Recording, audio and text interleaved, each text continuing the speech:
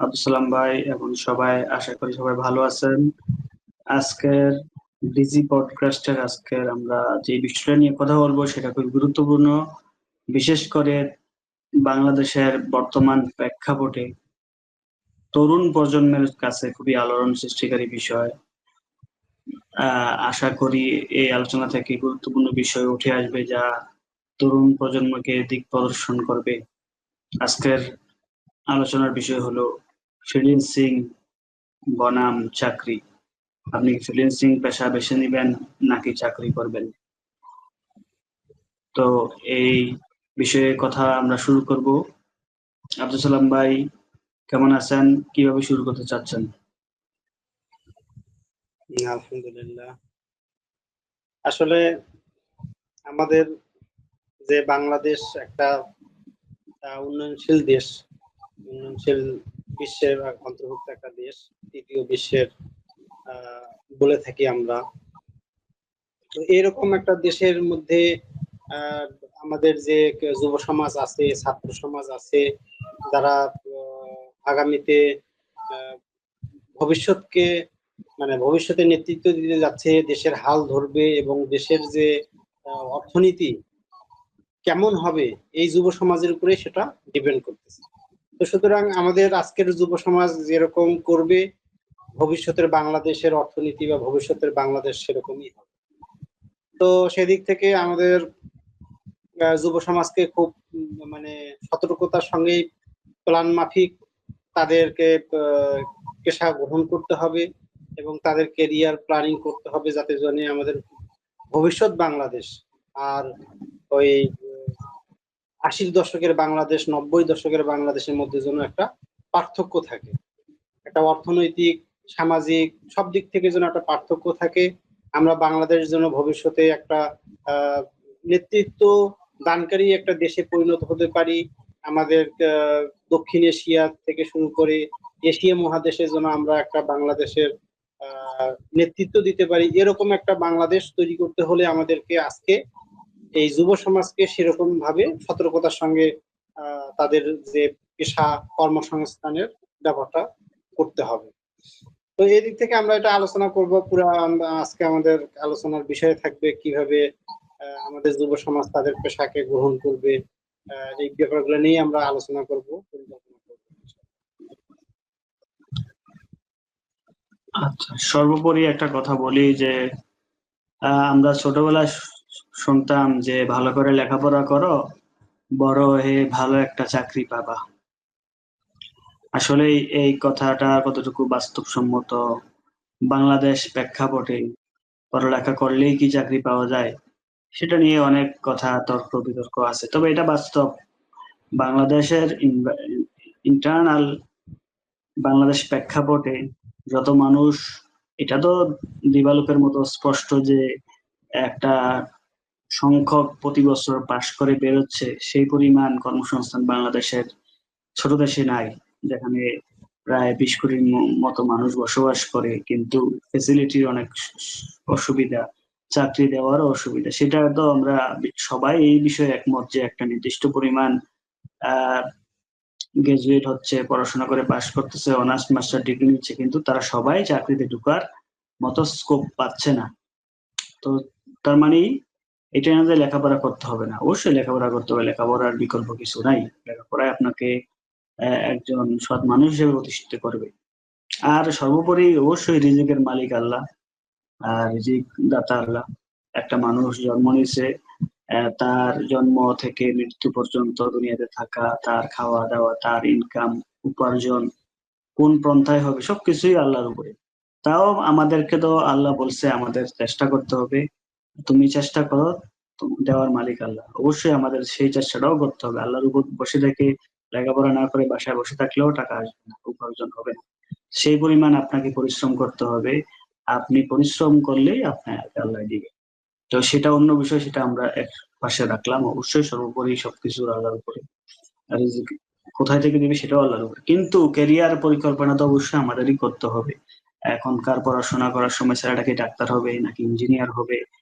তো আহ, একটা হলো চাকরি বনাম ফ্রিল্যান্সিং। আব্দুল সালাম ভাই, বর্তমান প্রেক্ষাপটে 10 সাল 11 সালে আমরা ফ্রিল্যান্সিং শুরু করছি, সেই ক্ষেত্রে অন্য কথা। কিন্তু 15 বছর পরে এসে, 14-15 বছর পরে এসে যখন আপনি এখন এই কথাটা বলবেন, চাকরি না ফ্রিল্যান্সিং, আসলে বর্তমান প্রেক্ষাপটে freelancing is the one kind of job. এটা প্রমাণিত, এটা প্রুভড। যদিও কিছু ব্যারিয়ার আছে, কিছু প্রবলেম আছে বা কিছু জিনিস আছে, সেটা তো আছেই। কিন্তু ফ্রিল্যান্সিংটা শুধু ফ্রিল্যান্সিং না, অনলাইন ক্যারিয়ারটাই এখন একটা বড় জব বা চাকরির ক্ষেত্র, যেটা আমার কাছে মনে হয়। যেটা হয়তো 10 বছর আগে, 5 বছর আগেও বাংলাদেশের মানুষ বিশ্বাস করতো না বা কল্পনা করতো না। তাহলে একজন মানুষ কর্মসংস্থান হিসাবে অনায়াসে সে ফ্রিল্যান্সিং বা অনলাইনকে বেছে নিতে পারে। বর্তমানে এটা প্রমাণিত, এটা হচ্ছে। এটা বাংলাদেশের প্রেক্ষাপটে এটা কিন্তু চাকরি, আগে যদি বলতেন চাকরিকে আপনি বলতেন হলো 80%, ফ্রিল্যান্সিং এ 20% বলতেন। তো আমি বর্তমান প্রেক্ষাপটে বলব চাকরি এবং অনলাইন ইনকাম বা অনলাইন কর্মসংস্থান বা ফ্রিল্যান্সিং যেটাকে বলে সেটা 50-50 আমার মতে। এখন দেখবেন ইয়াং তরুণ প্রজন্ম 50%ই যাবে চাকরির দিকে, 50%ই যাবে অনলাইনের দিকে, 50% যাবে অনলাইন ক্যারিয়ারের দিকে, ক্যারিয়ার ডেভেলপের দিকে। এটা কিন্তু 25 সালে এসে আমার কাছে মনে হয় 50-50 ইকুয়াল হয়ে গেছে। এটা আমার কাছে আমার মতে মনে হচ্ছে। কারণ এটা হওয়া উচিত। কারণ সেই পরিমাণ যদি না যায় অনলাইনের দিকে, যদি ফ্রিল্যান্সিং এর দিকে না ঝোঁকে, হয় তাকে প্রবাসে যেতে হবে, হয় তাকে কর্মী ভিসায় যেতে হবে, তাহলে তাকে তার বাংলাদেশে কিন্তু সেই পরিমাণ ভ্যাকেন্সি নাই। তাকে যে জব দিবে, চাকরি দিবে সে পরিমাণ ভ্যাকেন্সি নাই। তাহলে তাকে বিকল্প পদ্ধতি বেছে নিতেই হবে। তো সেক্ষেত্রে হ্যাঁ, যেহেতু 50% মানুষ চাকরি করবে, টিচার হবে, বিসিএস ক্যাডার হবে, 50% মানুষ ধরলাম অন্য পেশা নিবে। হয় বিদেশে যাবে, না হয় ফ্রিল্যান্সিং বা অনলাইন বিজনেসকে সে বেছে নিবে। তো অবশ্যই তাদের জন্য সে আবার আসি আমরা তাহলে কে চিন্তা করবে আমি চাকরিতেই থাকবো, আমি পড়াশোনা করতেছি, চাকরির জন্যই প্রস্তুতি নিব, টিচার হব। মানে আপনি টিচার বা আমি ফ্রিল্যান্সার, দুজনের পক্ষ থেকে কথা আসবে বা আপনার ফ্যাসিলিটি গুলা কি কি বা আমার ফ্যাসিলিটি গুলো আমরাও বুঝি, যেহেতু আমরা ফ্রিল্যান্সিং বা অনলাইন বিজনেসের সাথে জড়িত। কিন্তু অনলাইন ফ্রিল্যান্সিং একটা সময় বিজনেসে রূপান্তরিত হয়ে যায়। যদি এখন আমি ইন্ডিভিজুয়াল ফ্রিল্যান্সার ছিলাম, যখন আমি হয়তো একটা ইনস্টিটিউট দিব, যখন আমি একটা টিম করব, তখন কিন্তু আমার একটা বিজনেস হয়ে যাচ্ছে।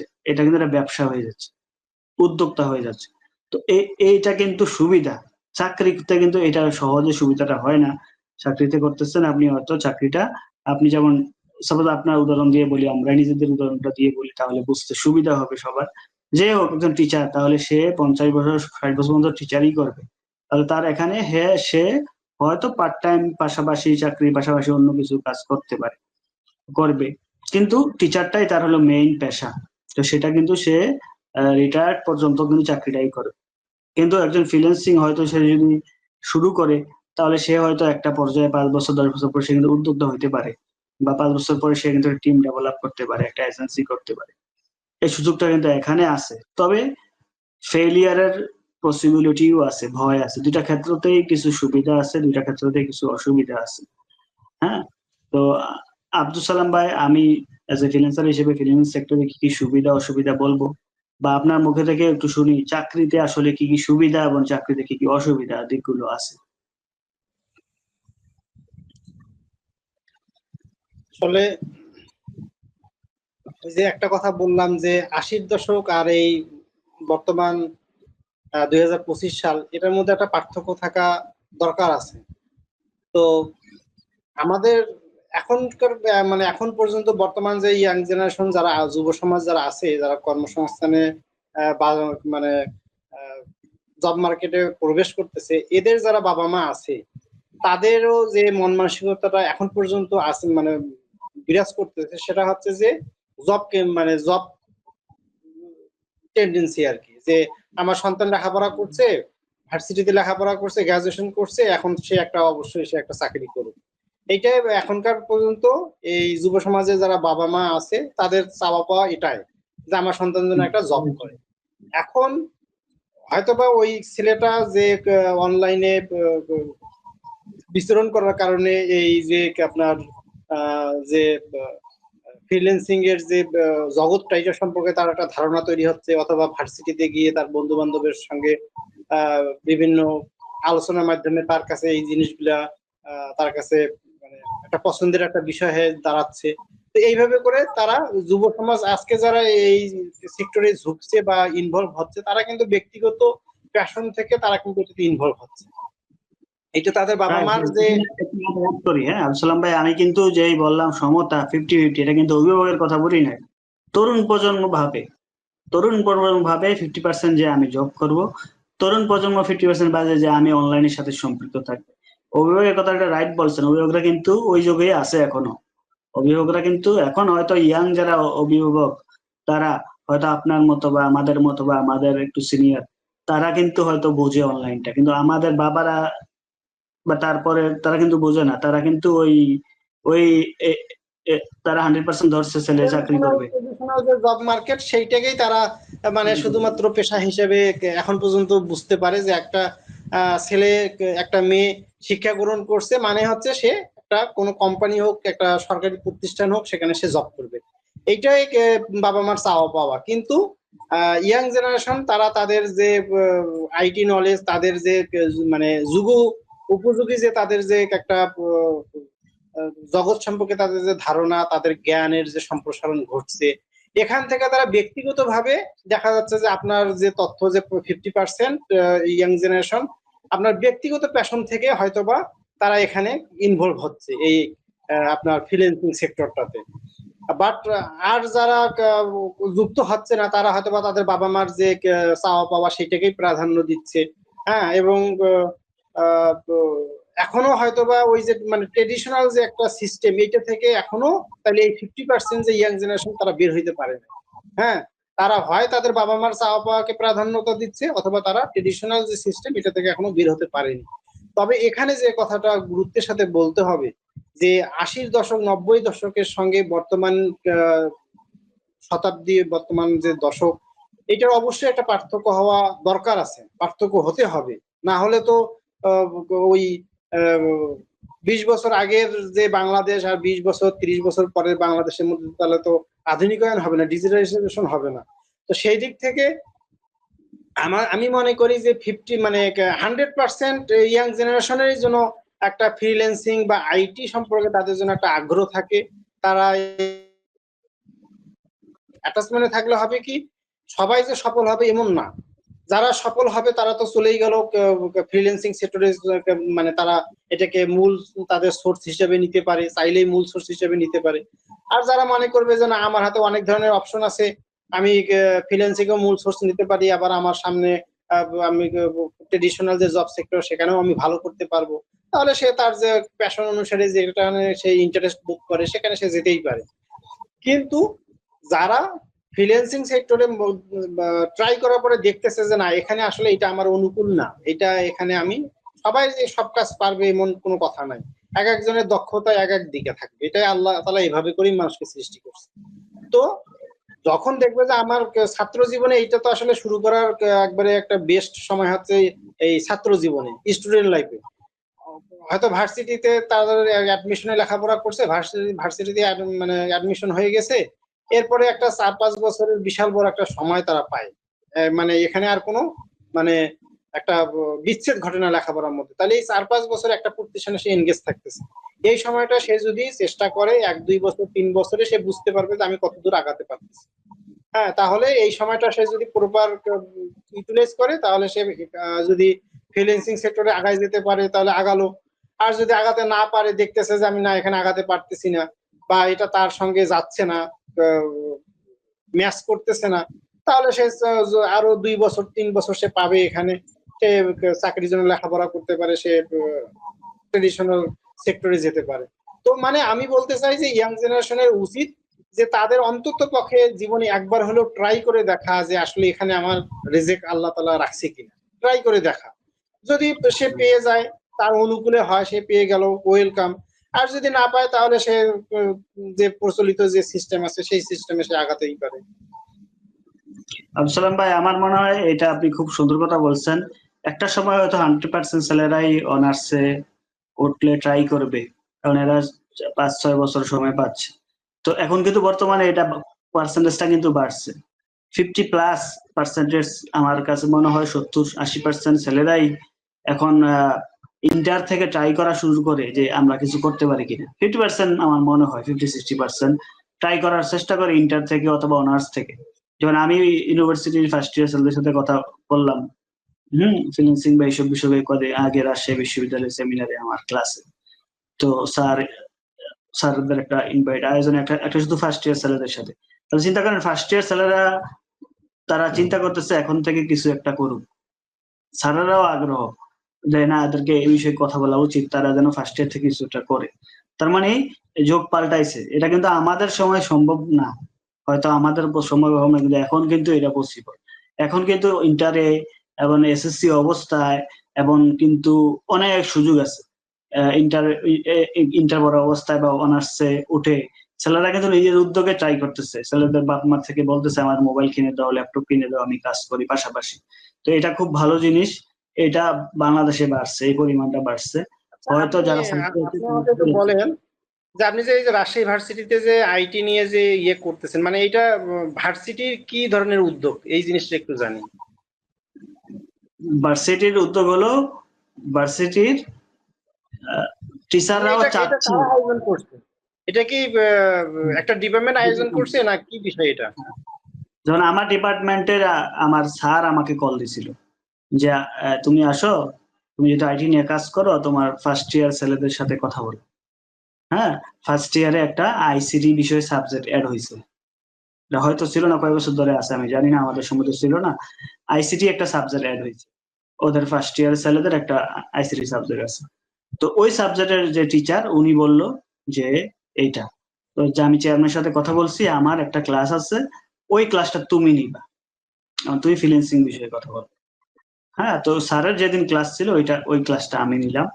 এবং আমি দেখলাম যে স্টুডেন্ট ওই দিন অফ ডে ছিল, মানে গভর্নমেন্ট ছুটির ডে ছিল, ইউনিভার্সিটি বন্ধ। তাও ছাত্র মোটামুটি, যেহেতু 100 জন স্টুডেন্ট থাকে একটা ক্লাসে এডমিশনে, আমরা জানি ইউনিভার্সিটির সিট বিভিন্ন থাকতে হয়, তো আমাদের ডিপার্টমেন্ট হয়তো 100 জন মনে হয় ছিল।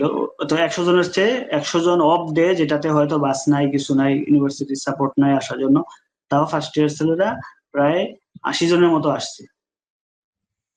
তাহলে আগ্রহ তাহলে দেখেন। তো এটা মানে অনেক পজিটিভ দিক যে একটা ডিপার্টমেন্টের উদ্যোগে আপনার ফ্রিল্যান্সিং ব্যাপার নিয়ে একটা সেমিনার হচ্ছে, একটা কর্ম হ্যাঁ, মানে প্রশিক্ষণ ট্রেনিং এটাও হচ্ছে। প্রশিক্ষণ। তাহলে চিন্তা করেন, ডিপার্টমেন্টও যাচ্ছে এবং এবং চেয়ারম্যানও বললো যেটা আরো বড়ভাবে করা যায় কিনা। এটা হয়তো প্ল্যান করবে আরো বড়ভাবে করা যায় কিনা, আরো কিভাবে করা যায় কিনা, এটা হয়তো করবে। তারপরে স্যার কিন্তু এটা কিন্তু আয়োজন করছে এবং কথা বলার পরে, এবং অনেকে আমার সাথে পরেও কথা বলছে। এরা এরা একজন দেখলাম অলরেডি অনলাইনে ব্যবসা শুরু করছে, পেজ খুলে তাদের, যেহেতু রাজশাহীর অঞ্চলে আম বিক্রি হয়, আম নিয়ে অলরেডি পেজ করছে। তাও ট্রাই করতেছে অনলাইনে, ফার্স্ট ইয়ারের ছেলে ব্যবসা করার ট্রাই করতেছে বা ফ্রিল্যান্সিং শিখতেছে। যদিও ম্যাক্সিমামই কম্পিউটার চালাইতেও জানে না। হয়তো আমি পাইলাম যে 4-5 জনের ল্যাপটপ কম্পিউটার আছে। হয়তো ডিপার্টমেন্ট বা অন্য ইয়ে হলে আরো হয়তো বাড়বে, কিন্তু সেটা বিষয় না, কিন্তু 4-5 জন ল্যাপটপ আছে। তার মানে 80 জন মানুষ ইন্টারেস্টেড আছে, আগ্রহ আছে শিখার জন্য। তারপর ফার্স্ট ইয়ারে এরা শিখতে যাচ্ছে। তার মানে ওরা অনার্স যদি ফার্স্ট ইয়ার তারা স্টার্টটা করে, সেকেন্ড ইয়ার থার্ড ইয়ার যদি ইনকাম, ফ্রিল্যান্সিং এর সবচেয়ে বড় যেটা হলো সমস্যা, ফ্রিল্যান্সিং এ ইনকাম ভালো, চাকরি থেকে বেটার ইনকাম হয়, কিন্তু আপনাকে ওই জায়গাটায় যেতে হবে। ফ্রিল্যান্সিং এর সবচেয়ে বড় সমস্যা হলো প্রথম অবস্থায় কাজ পাওয়া, ক্লায়েন্ট পাওয়া, ইনকামটা শুরু হওয়া। তো এটা যদি ওরা ফার্স্ট ইয়ার ট্রাই করে, সেকেন্ড ইয়ারে গিয়া, থার্ড ইয়ারে গিয়ে সে কিন্তু সাকসেসে চলে যাবে। তারপর সে ফোর্থ ইয়ার মাস্টার্স এর পরে গিয়া সে কিন্তু আর চাকরির কথা চিন্তা করবে না, যেটা আমাদের মনে হয় যদি সে লেগে থাকতে পারে, তাই না? তো কিন্তু যদি হাল ছেড়ে দেয় তাহলে তো সমস্যা, হাল ছেড়ে দেয় তাহলে তো সমস্যা। এটা কিন্তু এমন না যে তার চাকরি পড়াশোনার সমস্যা হচ্ছে, তার অনেক কিছু সমস্যা হচ্ছে। আমার তো মনে হয় না যে ইউনিভার্সিটিতে এত পড়ার চাপ থাকে, সে দিনে 1-2 ঘন্টা সময় দিতে পারবে না। ভাই আপনি পড়ছেন ইউনিভার্সিটি, আমরা পড়ছি, পরীক্ষার আগেই তো পড়ছি, কত পড়া হয় এর আগে? হ্যাঁ, পড়া হয় না, এত কিছু পড়া থাকে না। যদিও এখন সেমিস্টার সিস্টেম, 6 মাস পর পর পরীক্ষা হয়। যেটাই হোক আমরা ইয়ারে পড়ছি। তারপরেও তো এমন না যে আমার রেজাল্ট খারাপ হয়েছে। হ্যাঁ, আমি ওদেরকেও বলছি, দেখো ইচ্ছা শক্তিটাই মেইন। আমি ফার্স্ট ক্লাস ফোর্থ, আমি পঞ্চম বা চতুর্থ, ডিপার্টমেন্টে অনার্সে, মাস্টার্সে আবার গ্রুপ আছে, জেনারেল, আধুনিক বা এরকম গ্রুপ আছে। আমার গ্রুপে আমি ফার্স্ট হয়েছি। তার মানে এখানে দেখেন 3.58 আমার অনার্সের রেজাল্ট। তো এটা ইন্সপায়ারের জন্য আমি আপনাদেরও বলি, যারা হয়তো দেখবেন অনার্সে মাস্টার্সে 3.7 প্লাস পয়েন্ট, তাহলে ফ্রিল্যান্সিং করে কিন্তু পসিবল। হ্যাঁ, তাহলে এমন না যে পড়াশোনাতে অনেক বেশি সমস্যা হবে। আপনি পড়াশোনা করতেছেন কি জন্য? একটা চাকরির জন্য, তাই না? পড়াশোনা করতেছেন কি জন্য? অনার্স করতেছেন কি জন্য? মাস্টার্স করতেছেন কি জন্য? অবশ্যই বিহাইন্ডে আপনার চাকরির একটা চিন্তা ভাবনা আছে। আপনি হয়তো টিচার হবেন, আপনি হয়তো লেকচারার হবেন, অথবা বড় বিসিএস ক্যাডারই হবেন। যেটাই হন না কেন, আপনার যদি আইটির স্কিল গুলোও থাকে, ওই চাকরিতে গিয়ে কাজে দিবে। আপনি যদি ফ্রিল্যান্সিং নাও করেন, অথবা ফ্রিল্যান্সিংটা একটা শিখে রাখলেন, বা একটা ডিজিটাল মার্কেটিং শিখে রাখলেন, গ্রাফিক ডিজাইন শিখে রাখলেন, ওয়েব ডিজাইন শিখে রাখলেন, আপনি পরবর্তী টিচার হন, টিচারের পাশাপাশি কিন্তু করতে পারবেন, চাকরির পাশাপাশি করতে পারবেন। আমি এবং আরেকটা গুরুত্বপূর্ণ বিষয় হচ্ছে কাউসার ভাই, যে আমি যে পেশাতেই থাকি না কেন, আমার কিন্তু একটা আইটি সম্পর্কে অবশ্যই আমার একটা স্কিল থাকা উচিত। আমার কিন্তু একটা আইটি কোনো বিষয়ে একটা এক্সপার্টিস থাকাই উচিত আমার। তো এই জন্য প্রত্যেকটা বর্তমান সময়ের প্রত্যেকটা যুব সমাজের যুবক যুবতীর এই জিনিসটা থাকতে হবে, যে এই আইটি সংক্রান্ত যে সকল মানে স্কিল গুলো আছে, সেটার যে কোনো একটা হোক, দুইটা হোক, তার মানে সামর্থ্যের মধ্যে যে যতটুকু কুলায়, সেই জন্য এই বিষয়ে তার জন্য একটা দক্ষতা যেন সে অর্জন করে। এই জিনিসটা বর্তমান সময়ে মানে এটা একবারে কম্পালসারি বিষয়।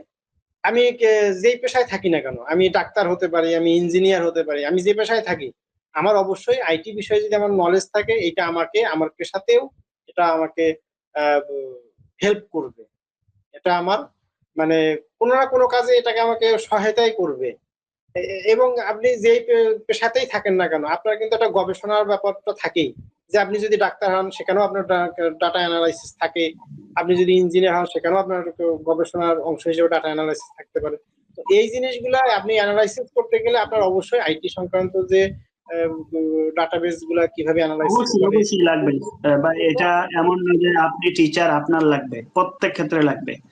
এটা আইটি বা ফ্রিল্যান্সিং সেক্টরের নলেজটা, অনলাইন নলেজটা সবারই দরকার। আপনি বিসিএস ক্যাডার বলেন, আমার সাথে বিসিএস ক্যাডারদের অনেকের কথা হয়েছে বা পরিচিত আছে, বা আমি DC, ADC, ADC, ADC fibre account আছে।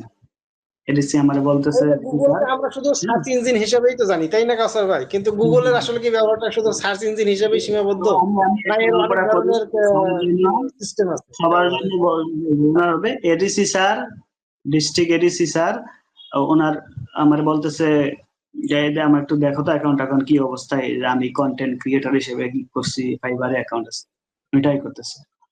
হ্যাঁ, তো আবার আরেক এডিসি স্যার, উনি হয়তো আমার মাঝে মধ্যে হেল্প নেয়, বা আমার ক্লাসও জয়েন করছে শিখার জন্য।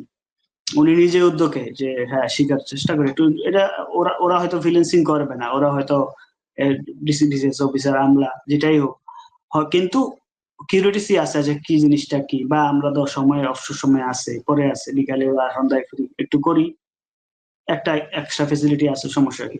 বা শিখে রাখলে তো সমস্যা নাই। কারণ এরা জাতিকে শিক্ষা দেয়, বিভিন্ন ক্যাডারদের প্রশিক্ষণ দেয়, যেটাই দেয়, তারা এই জিনিসগুলো শেয়ার করতে পারবে। তাহলে দেখেন, এরকম এরকমও আছে যে আমার আমার কাছ থেকে পরামর্শ বা হেল্প বা সহযোগিতা বা কোলাবোরেশন করা, বা তাদের ইচ্ছাটা প্রকাশ করছে। ঠিক আছে? তো তার মানে এটা না যে আপনি বিসিএস বা টিচার মানে আপনার দরকার নাই, অবশ্যই দরকার আছে। আপনি যেই পেশায় থাকেন, আপনি এটা রাইট বলছেন, আপনি যদি আইটি নলেজ থাকে, আপনি অনলাইনে কোনো কিছু করতে পারেন। এখন তো বিসিএস অফিসার, ওর বউ কন্টেন্ট ক্রিয়েটর, ফাতেমা না কি নাম একজন মহিলা, ওর ওর ওর হাজবেন্ড তো বড় অফিসার, বোঝা যায় হয়তো বিসিএস অফিসার হাজবেন্ডকে মাঝে মধ্যে ভিডিওতে নিয়ে আসে। কন্টেন্ট ক্রিয়েটর, বড় সেলিব্রিটি হয়ে গেছে এখন, বিভিন্ন পেজের বা বিভিন্ন গ্রুপের বা কোম্পানি ওর স্পন্সর দেয় বা অ্যাডভার্টাইজমেন্ট স্পন্সর দেয়। তো ওর ওয়াইফ বাসায় থেকে রান্না করে প্রতিদিন স্বামীর জন্য অফিসে পাঠায়, সেই ভিডিও করে, বাচ্চাদের খাওয়া দাওয়ার ভিডিও করে, বিভিন্ন জায়গায় ঘুরে। তাহলে চিন্তা করেন, মানে অনলাইন জগৎটা কোথায় চলে গেছে। হ্যাঁ, এখানে অ্যাডসেন্সের ব্যবসা আছে, বা স্পন্সরের তো নিতেই পারে, এটা সমস্যা নাই কোনো, এটাতে হালাল হারামের কোনো মিশ্রণ নাই। স্পন্সর বলতে আমি বুঝাইছি যে কোম্পানি বিভিন্ন কোলাবোরেশন অ্যাড করে। সাপোজ আপনাকে দিয়ে একটা কোম্পানি তাদের পেজে প্রমোশন করা হলো বা তাদের ব্র্যান্ডের প্রমোশন করা হলো, ব্র্যান্ড অ্যাম্বাসাডর হিসেবে কাজ করতে পারেন আপনার পেজে বা আপনি এজ এ সেলিব্রিটি হিসেবে। কিন্তু হয়তো ফেসবুক বা ইউটিউবের অ্যাডসেন্স নিয়ে কথা থাকতে পারে, অনেকের হালাল হারাম নিয়ে কথা থাকতে, সেটা অন্য বিষয়। ঠিক আছে, তাহলে কিন্তু ইনকাম তো করতেছে, একটা একটা ইনকাম সোর্স জেনারেট হচ্ছে, তাই না? দেখা গেল যে ওই বিসিএস স্যারের চেয়ে ইনকাম করে ওর বউ বাসায় বসে কন্টেন্ট ক্রিয়েট করে। হ্যাঁ, তো এটা কিন্তু ইয়াং জেনারেশন বুঝতেছে। কোর ফ্রিল্যান্সিং তো আছেই, ডিজিটাল মার্কেটিং করেন, ফ্রিল্যান্সিং করেন, গ্রাফিক ডিজাইন করেন, ফ্রিল্যান্সিং করেন, ওয়েব ডিজাইন করেন, ফ্রিল্যান্সিং করেন, সেই জিনিসটা তো আছেই।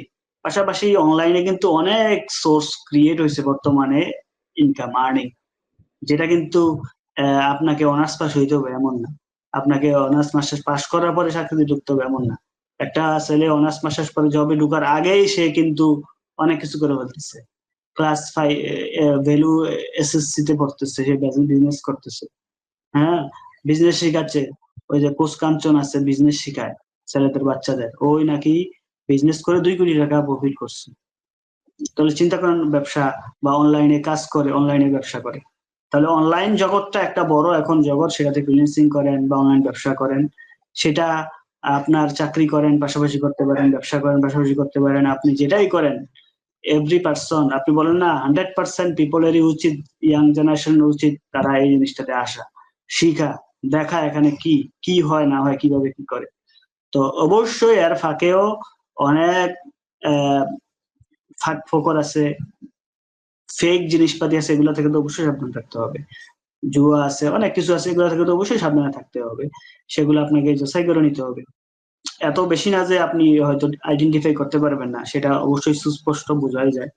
আপনাকে আইডেন্টিফাই করে কোর ফ্রিল্যান্সিং কোর্স গুলা, যেগুলা digital marketing, graphic design, web design and development, এই কোর ফ্রিল্যান্সিং কোর্স গুলা আসলে আমার মনে হয় শেখা উচিত প্রত্যেকেরই। এবং কাঁচা ভাই, আমরা গুগলকে শুধুমাত্র সার্চ ইঞ্জিন হিসেবেই জানি, কিন্তু গুগলে কিন্তু আরো অনেক মানে অনেকবিধ ব্যবহার আছে, তাই না? আপনি কোনো একটা ডাটা অ্যানালাইসিস করতে যাচ্ছেন, সেটার জন্য আবার গুগলে দেখাচ্ছে এমন একটা সেটিং আছে যেখানে গিয়ে আপনি এই ডাটা অ্যানালাইসিস করতে পারতেছেন। তো এগুলো তো জানার ব্যাপার আছে। হম হম হম, অবশ্যই অবশ্যই। গুগল তো সার্চ ইঞ্জিন ঠিক আছে, কিন্তু এখানে এখন তো এআই আছে। এআই এখন মানুষ চ্যাট জিপিটি যতক্ষণ থাকে, গুগল সার্চ ইঞ্জিনের যদিও একটা বিকল্প এখন এআই বা চ্যাট জিপিটি যেটাকে আমরা বলি। তো চ্যাট জিপিটি যতক্ষণ মানুষ থাকে, আপনি জানেন কি আপনি কতটুকু ইউজ করেন, আমি কতটুকু ইউজ করি, আমার ওয়াইফ মনে করেন সারাক্ষণই ইউজ করে চ্যাট জিপিটি, সারাক্ষণ ইউজ করে। মানে ওরা কথা কথা বলতেছে মনে হচ্ছে, যখন যা দরকার, যা দরকার রান্না করবে ওই রেসিপিও জিজ্ঞেস করতেছে, যে এটা করবে এটাও জিজ্ঞেস করতেছে, যে এখন এইটা খাবো, এটা কি খাওয়া না খারাপ না ভালো, আম খাবো, দিনে কয়টা আম খাওয়া উচিত, ওই চ্যাটজিপিটি বলে দিচ্ছে যে তোমরা প্রাপ্তবয়স্ক দিনে একটা আম খাওয়া, বা যদি ছোট হয় 1.5 পিস আম খাওয়া, এর বেশি খাইও না, খাইলে সমস্যা হবে। তাহলে গুগল বা সার্চ ইঞ্জিন বা চ্যাটজিপিটি যেগুলাই সার্চ আপনাকে তথ্য দেয়, এগুলো তো আমাদের অবশ্যই দরকার।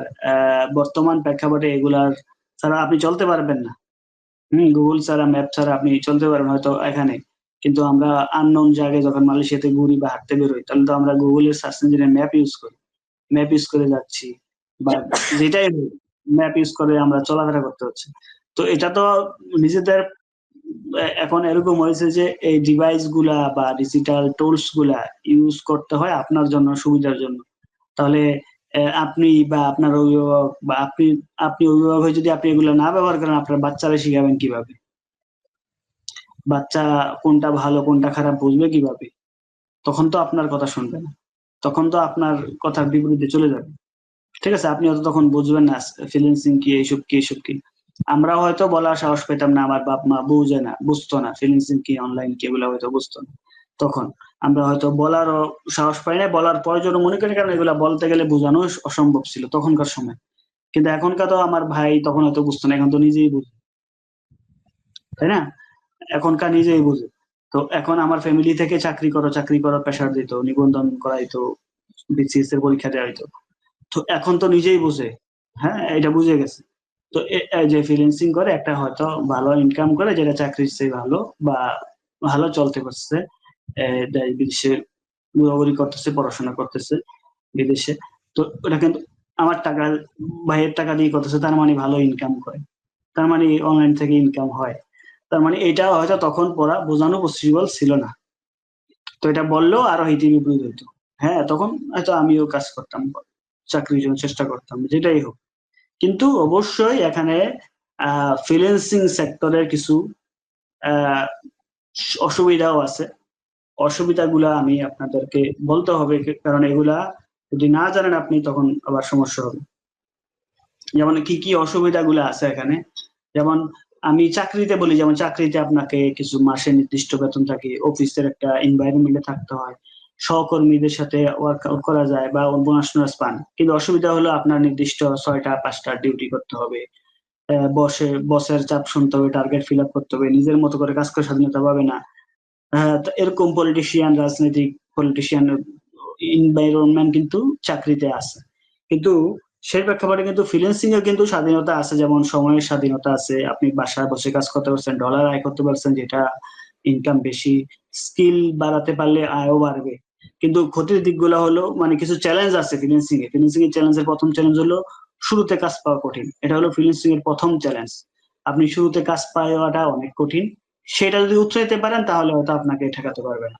তারপর ইংলিশে যোগাযোগ করতে হবে, এটা যদি ফ্রিল্যান্সিং করেন। বাংলাদেশে অনলাইন ব্যবসা করতে ইংলিশ লাগে না, বাংলায় করতে পারতেছেন। ইনকামের অনিয়মিত, যেমন ইনকাম অনিয়মিত হইতে পারে, যেমন আপনি এখন হয়তো 1 লাখ টাকা আর্ন করেন, 5 মাস পরে কোনো মাসে 2 মাসে 50,000 আর্ন করতে পারেন, 10,000ও হইতে পারে। আবার কোনো মাসে 5 লাখ হইতে পারে, 10 লাখ হইতে পারে। এটা ইনকামের কোনো ফিক্স অ্যামাউন্ট নাই। তারপর আত্মনির্ভরশীল হইতে পারবেন আপনি, নিজে মার্কেটিং বা নিজে ক্লায়েন্ট এগুলো ডিলিং করতে হবে, হ্যান্ডেল করতে হবে। কিন্তু আপনাকে এটা চিন্তা করতে হবে যে আপনার স্কিল বাড়লে আপনি, আপনার ইনকামও বাড়বে। কিন্তু আপনি যদি ওল্ড স্কিলে পড়ে থাকেন তাহলে হয়তো ইনকাম কমে যাবে, ছিটকে পড়তে পারেন। এই এই চ্যালেঞ্জ গুলা ফ্রিল্যান্সিং এ আছে। ইংলিশে জানা, ইনকামের আয়ের কম বেশি হওয়া। এখন আপনার আয় হচ্ছে 1 লাখ টাকা, কখনো আপনার 50,000 হইতে পারে, 20,000 হইতে পারে, তাহলে আবার কখনো 2 লাখ হইতে পারে, 5 লাখ হইতে পারে। তাহলে এই income, business, one time of business, আপনার বিজনেস থেকে কখন কত প্রফিট আসবে এটা ঠিক নেই।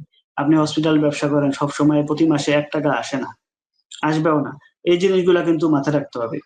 হুম।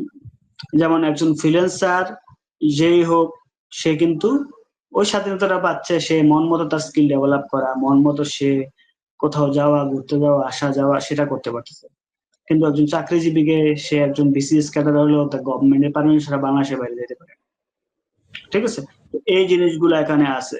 একজন সরকারি চাকরিজীবী হয়তো যাবে হলো ইন্ডিয়াতে চিকিৎসা করাতে, সে পারমিশন পাচ্ছে না, পাসপোর্ট করতে পারতেছে না। তো এই জিনিসগুলা, অনেকগুলো জিনিস আছে।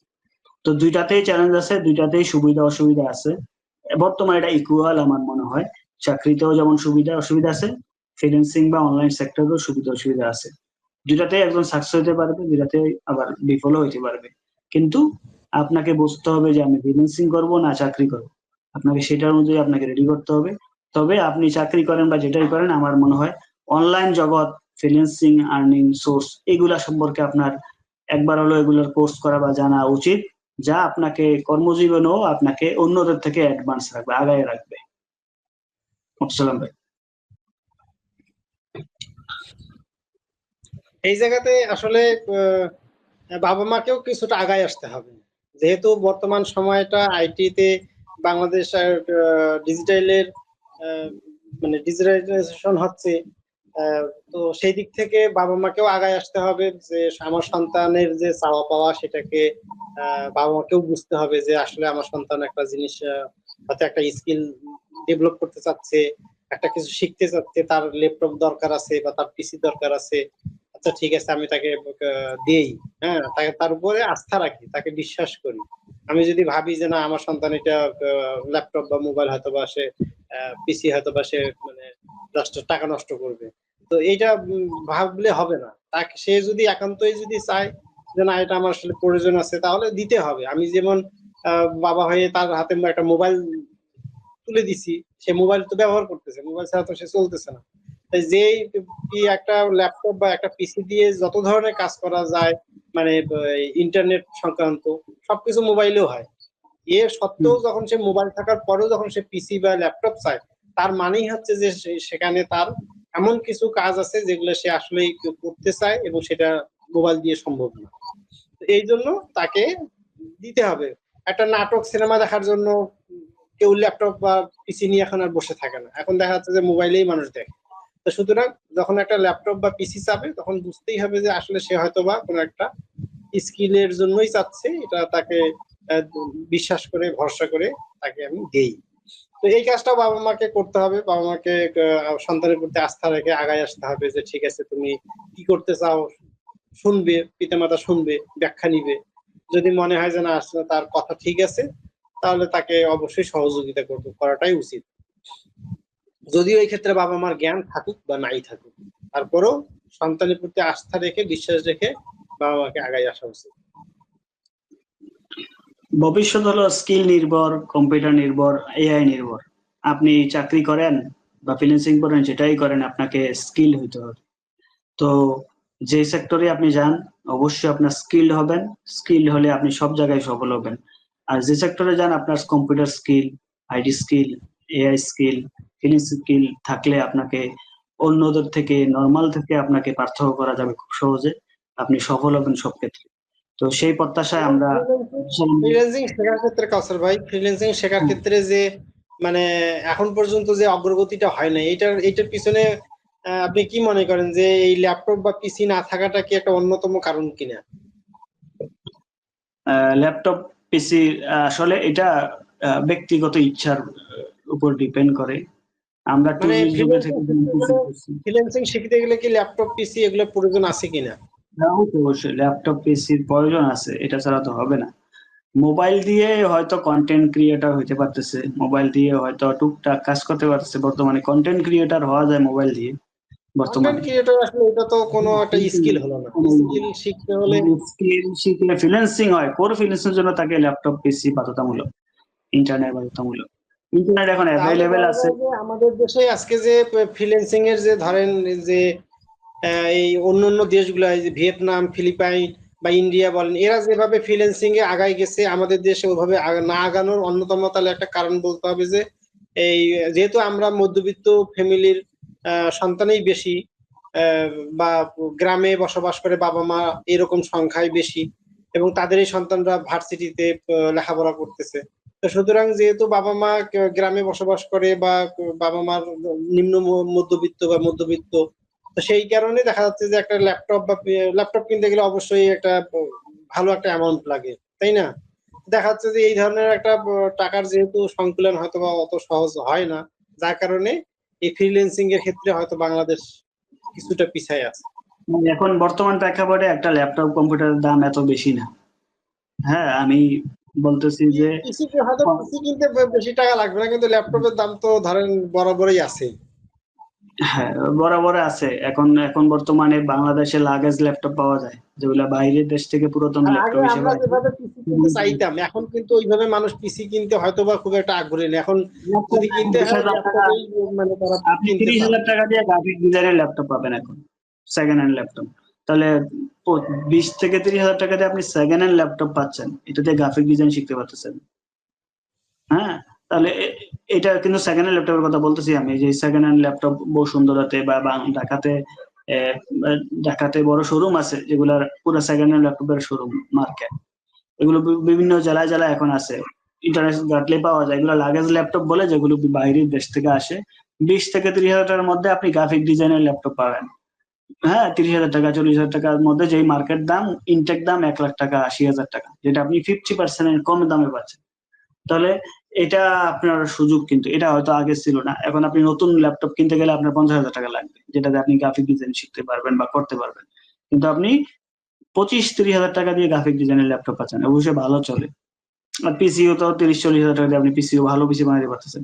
তাহলে এটা এমন না যে আপনাকে 1 লাখ টাকা দিয়ে ল্যাপটপ কিনতে হবে, আপনাকে 50 হাজার টাকা দিয়ে পিসি কিনতে হবে। আপনি কিন্তু 20-30 হাজার টাকা দিয়ে ল্যাপটপ পিসি কিনেও আপনি শুরু করতে পারেন।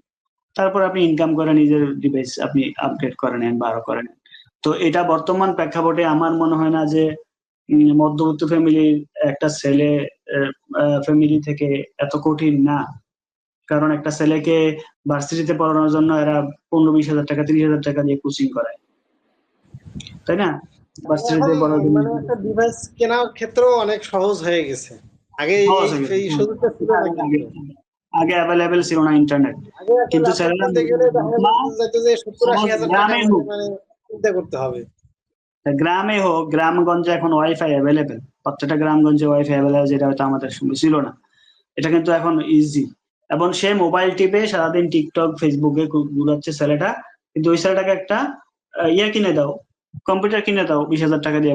ফোন কিনছে 20,000 টাকা দিয়ে, 25,000 30,000 দিয়ে ফোন কিনছে। ভাই এখন ল্যাপটপ আপনি 20,000 টাকা দিয়ে পাচ্ছেন, 30,000 দিয়ে পাচ্ছেন। এখন মানুষ ফোনই কিনে, মোবাইল অ্যান্ড্রয়েড ফোন কিনে 30,000 টাকা দিয়ে। হুম, 20,000 টাকা দিয়ে অ্যান্ড্রয়েড ফোন কিনে, তাই এটা না কিনে ছেলেকে, ছেলে এসএসসি পাস করছে, বাপ মার কাছে আবদার করছে, বাপ মা কি কিনে দিচ্ছে, তাকে একটা 25,000 টাকা দিয়ে অ্যান্ড্রয়েড ফোন কিনে দিচ্ছে, যেটা দিয়ে সে টিকটক দেখবে, এই দেখে বেড়াবে। কিন্তু 25,000 টাকা দিয়ে সে একটা পিসি কিনে দেয়, 25,000 টাকা সেকেন্ড হ্যান্ড ল্যাপটপ কিনে দাও, তাহলে ল্যাপটপ কিনে দিয়ে আসলে তাকে এসএসসি সন্তান পাস যখন করতে দিচ্ছে। সন্তান যখন মোবাইল চায় তখন মনে হয় যে মোবাইল না কিনে দিয়ে একটা ল্যাপটপ কিনে দেওয়া বা একটা পিসি কিনে দেওয়া মানে বুদ্ধিমানের ভালো, কাজ হবে। বুদ্ধিমানের কাজ।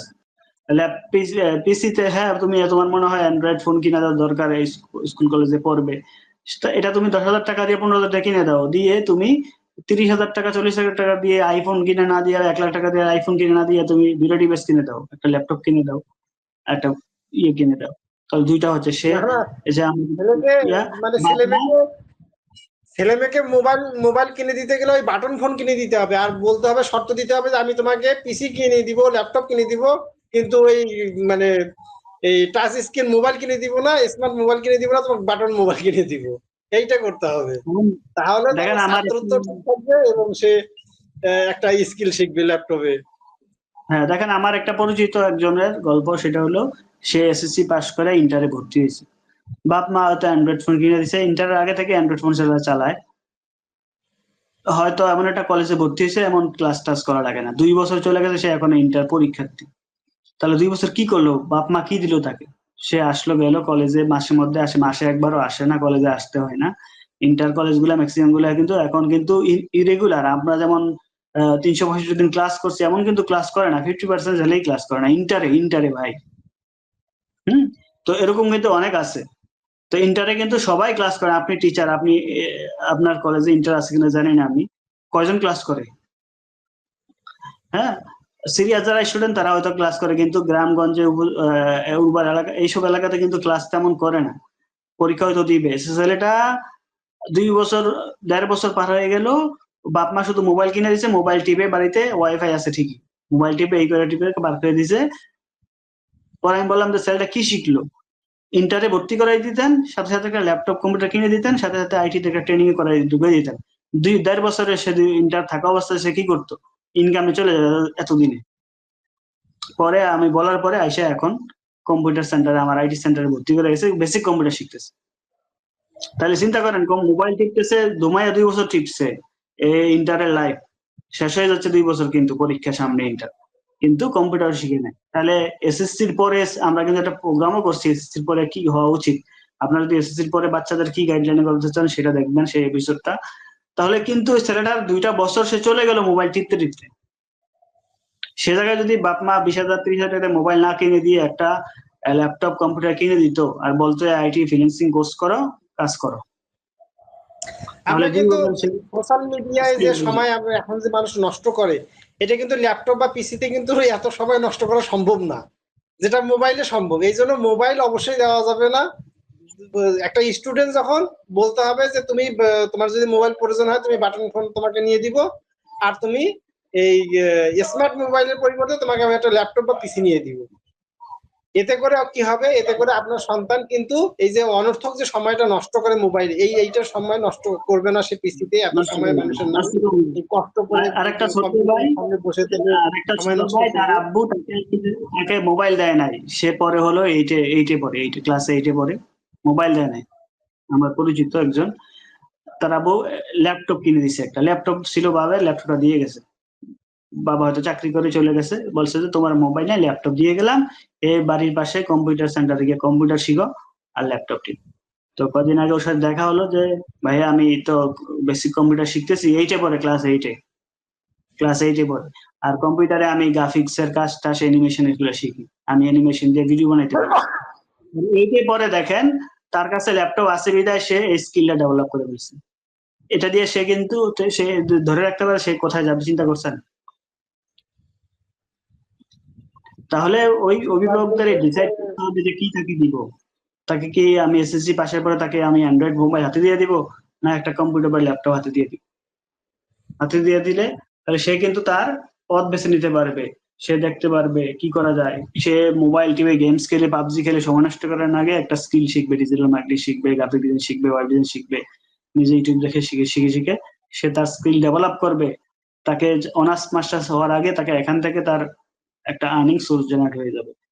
তো আমরা এটাই চাই, চাকরি ফ্রিল্যান্সিং করেন বা চাকরি করেন যেটাই করেন স্কিল ডেভেলপ করতে হবে। স্কিল ডেভেলপ করলে না ছাড়া আপনার কোনো গতি নাই। না হলে আপনি আগামীর ভবিষ্যৎ স্কিল নির্ভর ভবিষ্যতের সাথে আপনি পাঞ্জা দিয়ে পারবেন না, তাল মিলাতে পারবেন না। সুতরাং আমরা চাই স্কিল নির্ভর একটি জাতি বাংলাদেশ গঠিত হোক, যেটা ফ্রিল্যান্সিং এও সফল হবে, চাকরিতেও সফল হবে, বাংলাদেশকে উচ্চতা নিয়ে যাবে। আব্দুল সালাম ভাই, শেষ করার আগে কি বলবেন?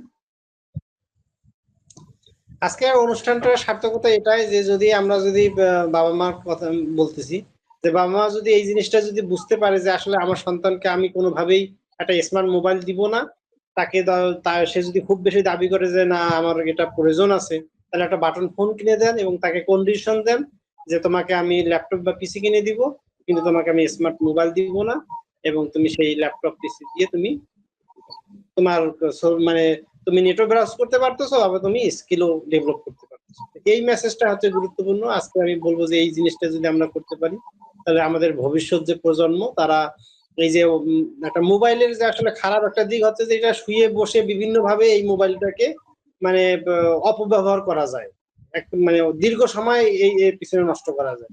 তো সেটা ল্যাপটপ এবং পিসিতে এই এত দীর্ঘ সময় নষ্ট করা সম্ভব হয় না, কারণ ওইটা একটু বসে তারপরে ওইটা ব্যবহার করতে হয়। তো যার কারণে এই জিনিসটা যদি আমরা করতে পারি টেকনিক্যালি, তাহলে আমাদের ভবিষ্যৎ যে যুব সমাজ তারা রক্ষা পাবে। তো ওকে, আজকের আমাদের আলোচনার বিষয় ছিল হলো চাকরি বনাম ফ্রিল্যান্সিং। আশা করি আপনারা ভালো একটা মেসেজ পাবেন। অলরেডি যারা আমাদের এই পর্যন্ত ভিডিওটা দেখতেছেন, আমাদের এই পডকাস্টের ভিডিও মেক করতেছি আমরা কষ্ট করে। আপনাদের যদি একটা মূল্যবান শেয়ার, কমেন্ট, বক্তব্য আমাদের সাবস্ক্রাইবার অথবা আমাদের পেজে ফলো দিয়ে থাকেন, তাহলে আমাদের ভিডিও বানাতে আরো উৎসাহ পাবো আমরা। আমরা চাই আপনারা আমাদের পাশে থাকবেন, আমাদেরকে একটু সাপোর্ট করবেন, যা আমাদের ভিডিও বানাতে আমাদেরকে আরো উৎসাহিত করবে, আনন্দিত করবে। সাথে থাকবেন সবাই আমাদের। দেখা হবে পরবর্তীতে অন্য কোনো টপিকে, অন্য কোনো দিন। সে পর্যন্ত সবাই ভালো থাকবেন, সুস্থ থাকবেন। আল্লাহ হাফেজ। আসসালামু আলাইকুম।